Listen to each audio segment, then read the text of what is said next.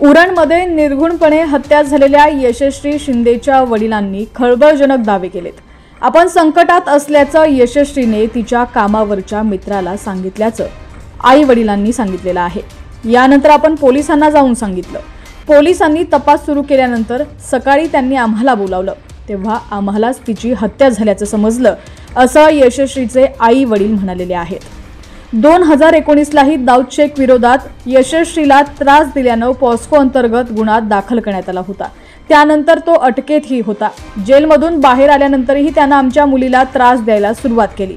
यानंतर आपण दाऊदला भेटलो आणि समजावलं होतं, तरीही तो थांबला नाही, असं वक्तव्य यशश्रीच्या वडिलांनी केलंय।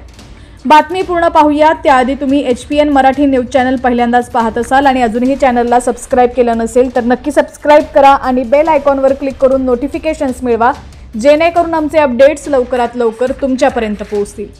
तर गुरुवारी आमची मुलगी फक्त दूध घेऊन घरातून निघाली होती। तिने त्या दिवशी सुट्टी घेतली होती, मात्र कुठं चालली सांगितलं नव्हतं। दिवसभर घरी न आल्यानं आणि तिच्या कामावरून मित्राचा फोन आल्यानं आम्ही घाबरलो आणि पोलिसात तक्रार केली। 5 वर्षांपूर्वी झालेल्या तक्रारीचा बदला त्यानं घेतला असावा असा संशय यशश्रीच्या वडिलांनी व्यक्त केलाय। दरम्यान पोलीस उपायुक्त विवेक पानसरे यांनी यशश्रीच्या पोस्टमार्टम रिपोर्टविषयी माहिती दिली आहे। तरुणीच्या शवविच्छेदन अहवालात तिच्यावर बलात्कार झाला नसल्याचं स्पष्ट झालंय। प्रथम दर्शनी हा खून एकट्यानेच केला असावा असं दिसतंय। यशश्रीची हत्या केल्यानंतर तिच्या शरीरावर ज्या जखमा होत्या त्या काही प्राण्यांनी तिच्या शरीराचे लचके तोडल्याचं दिसून आलंय, असं पोलीस उपायुक्तांनी सांगितलेलं आहे।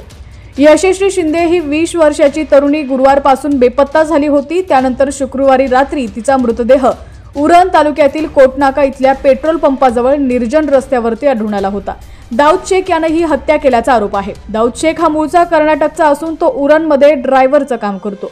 या प्रकरणी पोलिसांच्या 4 टीम बेंगळूरला रवाना झाल्या असून दाऊदच्या सहकाऱ्यांना आणि कुटुंबातील काही व्यक्तींना पोलिसांनी ताब्यात घेतलंय। दाऊदला लवकरात लवकर पकडून त्याला फाशीची शिक्षा द्या अशी मागणी यशश्रीच्या कुटुंबियांनी केलेली आहे।